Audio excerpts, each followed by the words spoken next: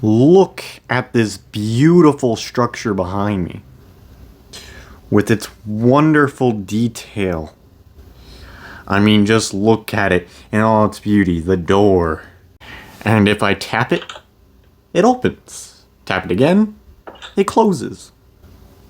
But let's take a closer look at this door. If we look at the side, you can see how it has one of those like little lock things, right? And if we look at the other side, it has some dents in it and some hinges, of course. And then if we flip it, those become right here, the hinges. But why does the texture invert when we open and close the door? Well, we have to look at what a texture is. Usually it's a 16 by 16 grid, usually overlaid on a cubic meter block, because every block in Minecraft is just a cubic meter. Andesite has one texture. This texture is overlaid on each face of the cube. Same with dirt, same with chiseled stone, cobblestone, stone bricks, trapdoors, but not logs. Logs have a top face of a, log, if I show you. It has a side texture right here and a top texture. Two textures. A door is made up of two 16 by 16 textures. The bottom half of the door and the top half of the door are two separate textures. But what is the texture for the side of a door? Well, it doesn't actually have one. It also doesn't have one for the top of the door. Instead, what it does is it takes part of the door's texture. You see these 3 by 32 pixel strip right there. That is copied onto here. So when we flip it, it didn't quite change, but this one, if we open and close it, does change. You see? It's copying these pixels over to here. A weird way of thinking about this is that when we have the door closed, all these pixels are visible, and if you've ever used an art tool, you know there's layers. Then we can just erase the top layer, which would be like if I were to remove this andesite to reveal the dirt, would be me toggling the layer, right? That's this face of the door. What we did is we just broke all the andesite to reveal the dirt, which would be these pixels right here. We also deleted the top part of the door, these side faces, this face, and even this face right here and underneath it.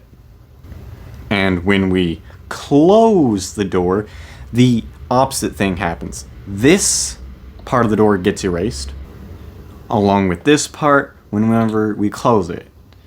Every time we open and close it, it's just erasing and revealing pixels. We're toggling layers pretty much, But what about a bigger door? I mean, what's the best one? Would be the classic, just like a Minecraft door, but bigger, how it opens and closes like this, but really big. I mean, at a decent size, I don't know, this tall and this wide or something, it'll only take 2 people to open the door. One person would get one half of the door, the other person would get the other half of the door, and they'd open it. But when you have a door that's really big, how would you open it? You'd need an entire army just to open your door. Okay, you wanna bring your wagon in and do some trading? No, it takes too much work to open the door. So you'd have to set up a bunch of pulley systems with chains on them that have cranks attached, like a fixed point maybe down here, and then there's people just pulling the cranks, very slowly opening it. And that sounds like a pretty good way to have chains get stuck randomly. Sounds like a great way to just have your door get jammed because the chain would stop moving. At a smaller scale, it seems pretty nice, but when you get to a big scale, those big dramatic doors, it's too much work. But then there's drawbridges and those giant gates that go up and down. I mean, a drawbridge is pretty good.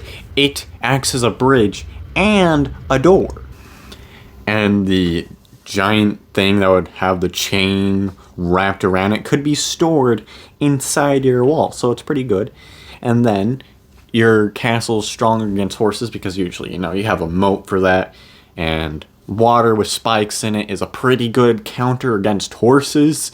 Not like they're going to be doing anything against your wall. When there's water with spikes, you're just going to fall off your horse and onto a spike. So, it's pretty good defense.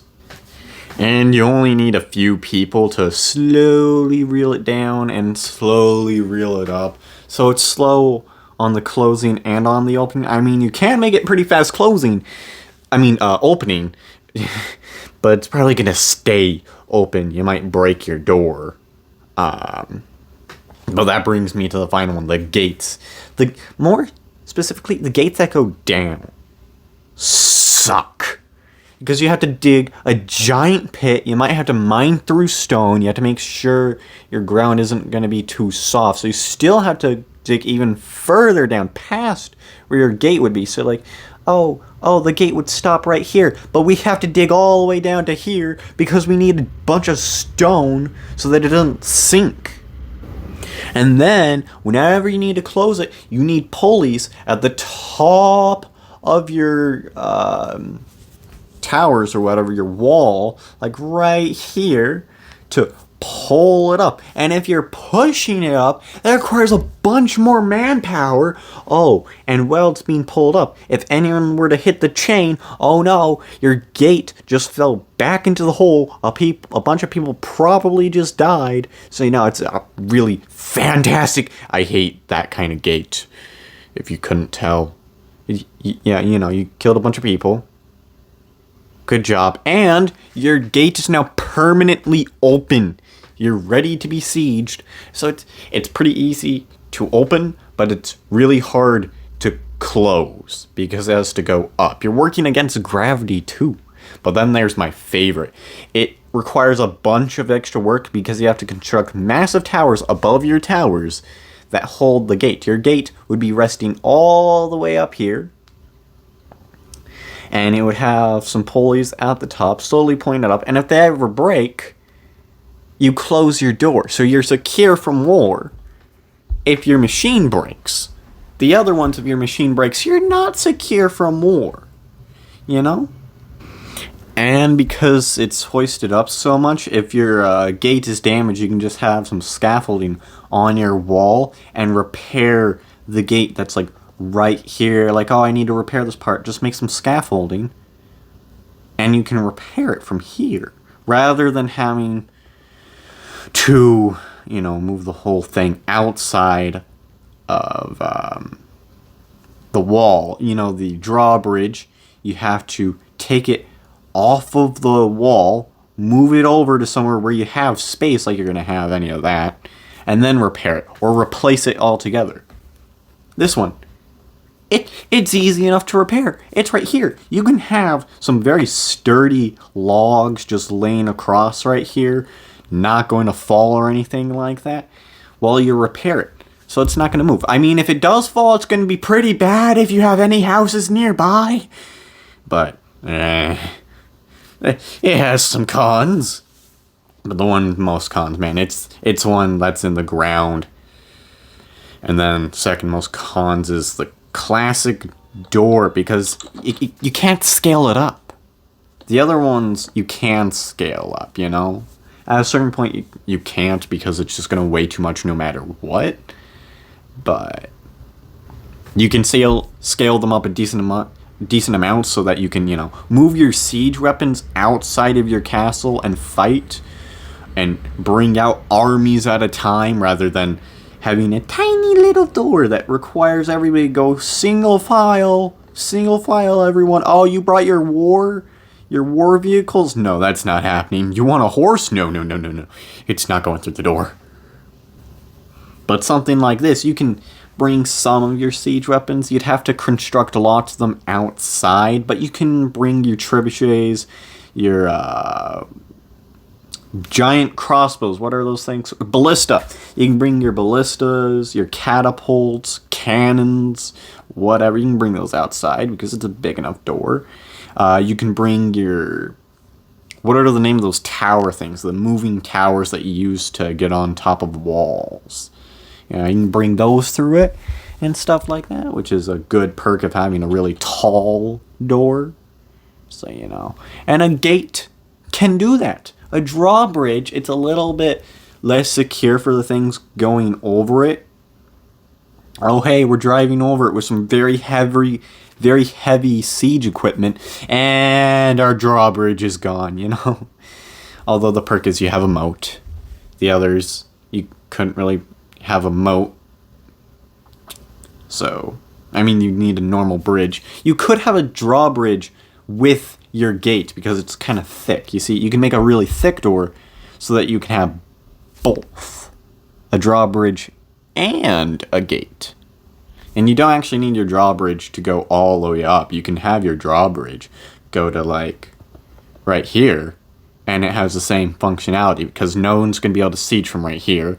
And even if they do, there's still a gate in the way, So that's my opinion on doors.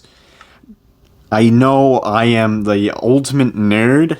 I talk about the most riveting of topics, like doors, and what's the best door for a castle.